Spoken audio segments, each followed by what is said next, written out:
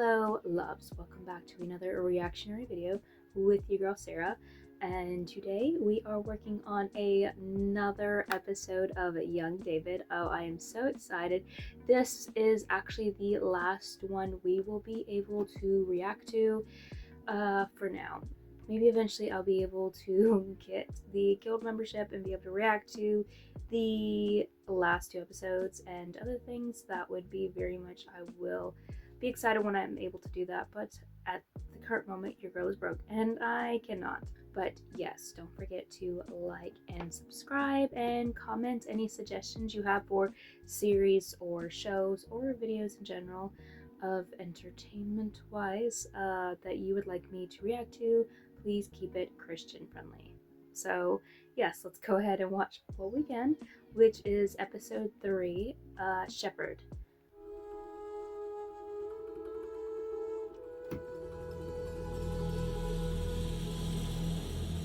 The music very much does, though, remind me of The Chosen's music, like as far as in the same. I mean, they're both biblical stories and both like Jewish kind of music vibes that they're getting going for, so it makes sense. 29, 30, ready or not, here I come. Oh. And again, we got our boy just playing around. Forget hide and seek. I think it's time for some shearing. I mean, when you're around sheep all day, you gotta. They're definitely gonna be your closest friends. It's sad, but I mean. I wonder where Tally could be. Could she be behind this stone? No. Maybe she's behind this bush. Gotcha. Ooh, a storm is brewing.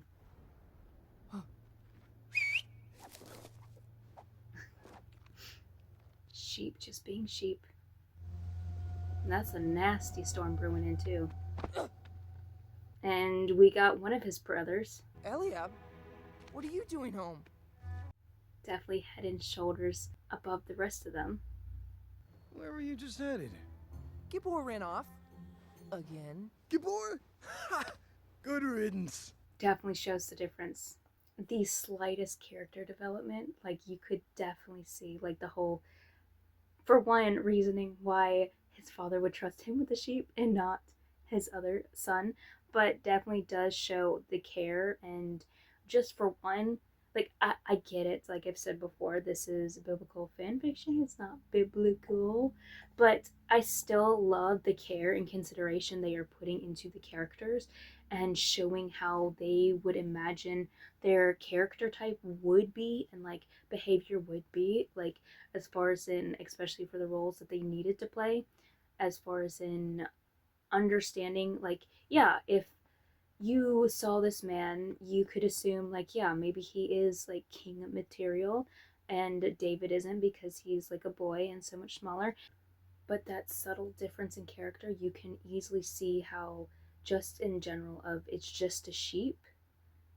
Yes, in a sense, but it's like David's caring about just a sheep, but his brother is just like whatever. He's like a nuisance anyway. Like that very much shows, for one, like what you would imagine a king behavior being, like as far as in caring about, like I guess a noble and honorable king behavior. Like even just a sheep, he's caring about the least of these. But his brother would like that's not, you wouldn't want a king who just doesn't care about like a single one of his people just because he's a nuisance. Like that in itself, like it, they're sheep, but they're sheep that represent more, like how you behave and how you treat the least of things is going to usually carry over into greater things, because if your mindset on smaller things is like, let me think of how to word this. It's like when you don't have very much wealth, how you behave in those seasons is very much going to carry over when you have more wealth, or how you treat people when you don't have very much people around you is going, like your mindset over the small is going to carry over to the big. So if you are uncaring with little, then you're going to be even more uncaring with greater. The only difference is the price and the impact is stronger and more harmful or helpful depending on your character wise. Like, as far as in, if you manage a small business, then that would incline that you could grow into being able to manage well a big business. But if you are careless with a small business, then you're going to be just as careless with a big business. Just like this, if you are careless with a herd of sheep, then you are going to be just as careless with a whole bunch of people that you have to rule over.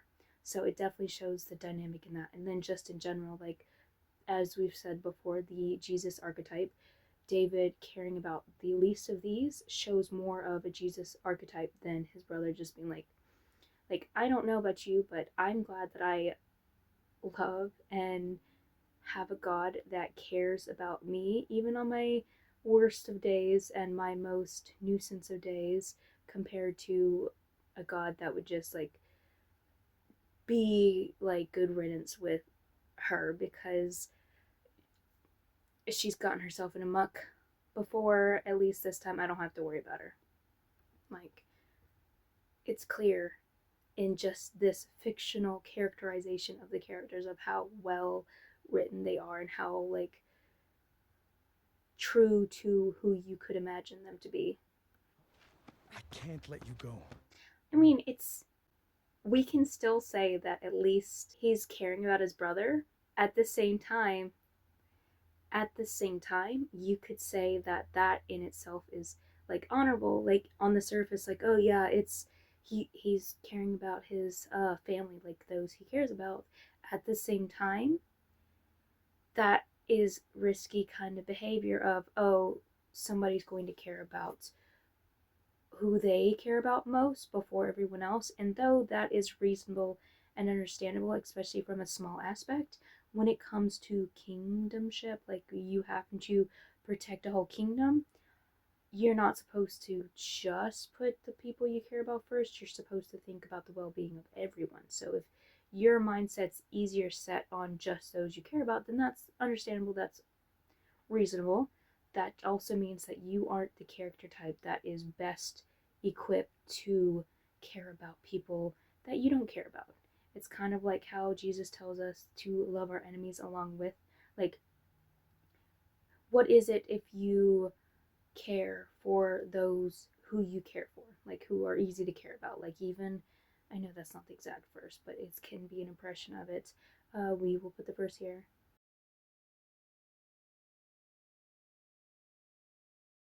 Like, what is it if you do good to those who do good to you?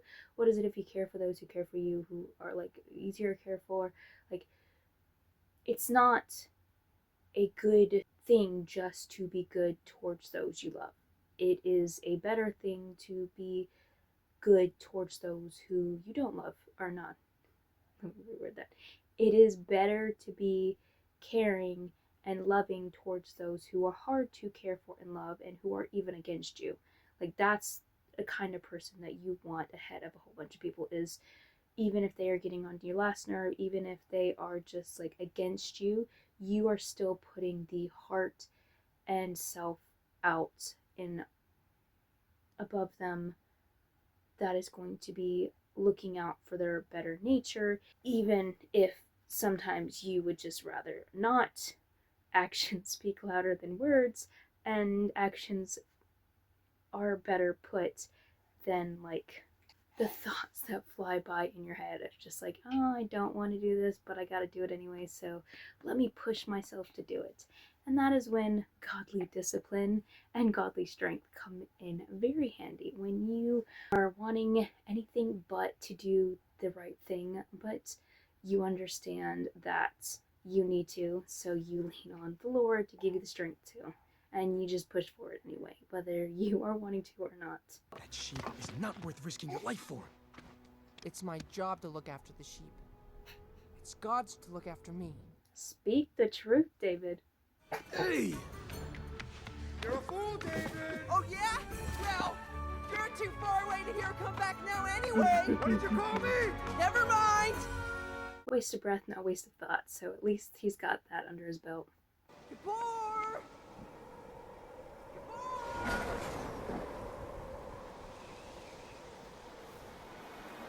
I mean, how many people do you know that would just go out in the midst of this for just a sheep? I don't know if I would. I would hope that I would. At the same time, I don't have sheep that I look out for. Gabor! Aww. Turn around. Gabor! Gabor! Gabor! Even jeopardizing his own safety to help those that he's meant to help, who he cares about.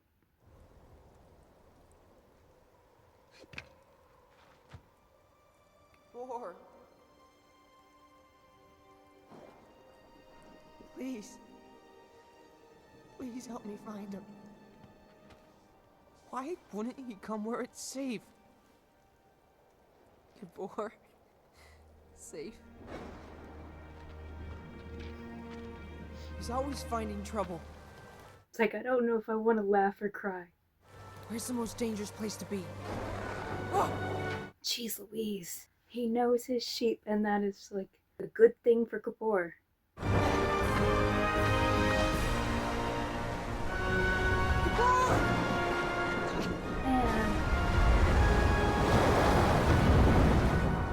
I'm coming, Gabor! like, I can assume that they are aware of the whole sheep are us aspect of David's story and most biblical stories, so I feel like they are very much being intentional of getting in the muck because that's what we would do. Because if I'm not mistaken, sheep aren't dumb, they're just Was it often really worth getting it? into Gabor? dumb predicaments in any case. Absolutely. I'm going to He's exhausted, but at least he saved Gabor. Today is shearing day. Aww. Aww. Okay. Ready or not, here I Poor come. boy. But still going at it.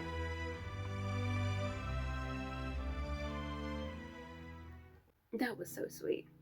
Okay, that is the end of that. And I mean, we will go ahead and talk about it a little bit. Like, come on, man. Like, how much would you be stoked to have someone like that watching out for you? Like, so sweet, so caring, so patient, because that boy is patient to be dealing with all these nonsense of the sheep.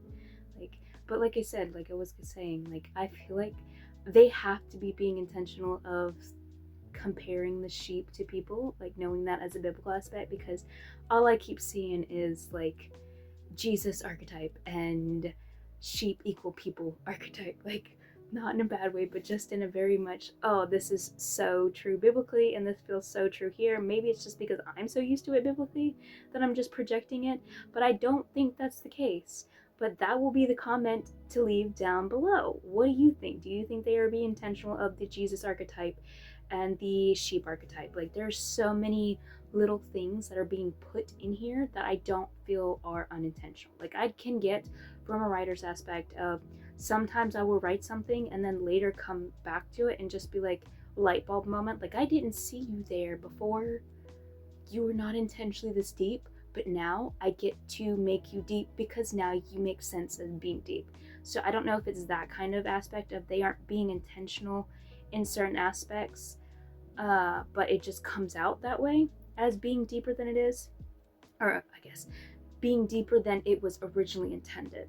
That is something I'm also curious about, is because as a writer myself, I always think it's cool to think about, like, for one, going back and reading my stuff, like for editing wise and stuff like that, and just like reminding myself of different aspects of the story, just like always being not in a prideful, like self-ego, this is I'm awesome type deal, like I'm better than anyone, but just as in a Lord, you like made my brain so amazing, just like you make everyone else amazing, because it is humility doesn't mean you down yourself and you think low of yourself. It just means you think true of yourself. Like, you're not going to think about yourself higher than others, and you're also not going to put yourself down in the dirt just for humility's sake. Like, you just think of yourself as true to who you are. Like, I am very much aware of how intricate and how special each and every one of us are.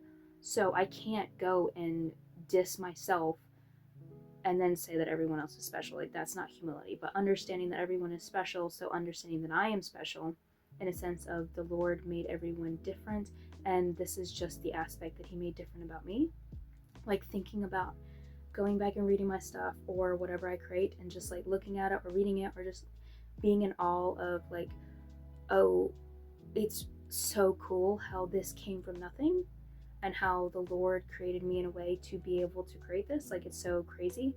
But seeing it as in going back into my own writing and stuff, like seeing the story come together in some pieces that I intentionally put depth in and some pieces that I didn't, that I can later, or that I have later come back to. It's just so cool to see those connections and just think about how many places in other people's stories and how other people's creations, how many things were intentionally put into place that they had forethought about, how many things that they didn't and it just sort of worked out, and how many things were just like little things that they could, or that they came back and sewn stronger. Like, I always think that's so fun to think about.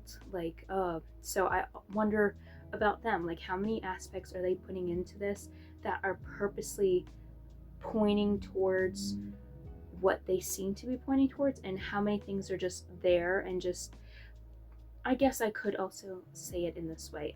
They are creating Christian content.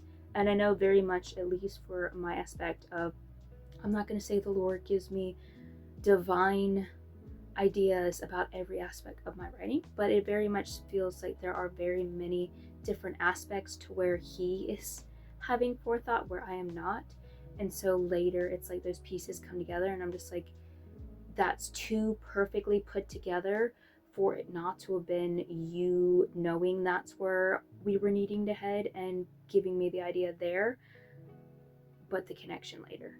Like, so I wonder how many things could also be that of the Lord giving them kind of like little sparks of inspiration of like, hey, you don't know this is what this is meaning yet, but that's what I need it to mean, so here it is. And then later, either I will give you the kind of realization or give other people the realization that it's needed. Like, that's, I think that could also be a fun, like,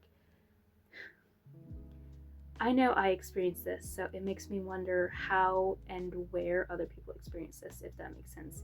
So I'm wondering where this is, but there are so many aspects that I want to know.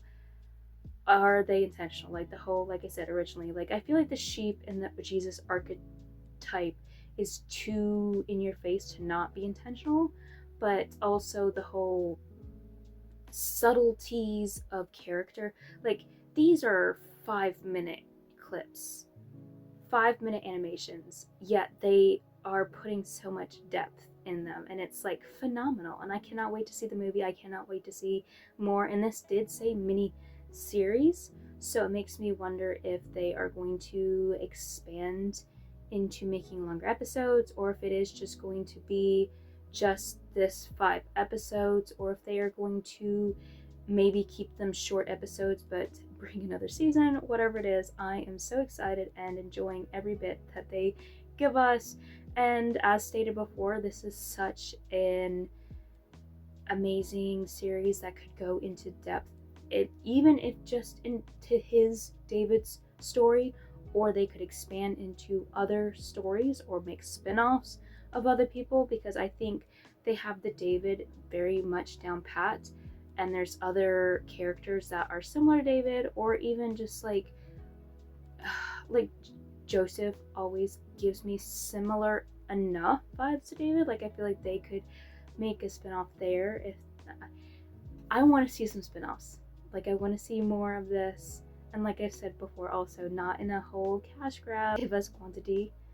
I want quality before quantity, and at the same time, I want some quality let me see, not qualified.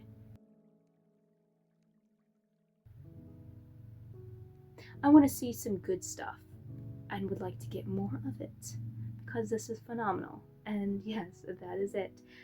And that is it, I guess, for now of this series. Like I said, for now, I'm hoping to be able to watch more of it, whether they come out with another season or I'm able to get to watch more and react to it with you all. But that is it for me. And yes, that is it for now.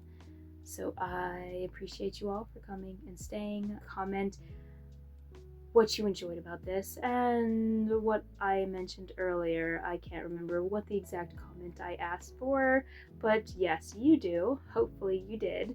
It always helps out. And that is it. I pray blessings upon you all. And good morning, good evening, good afternoon, good whenever it is for you. It is night for me, so good night to you. Goodbye.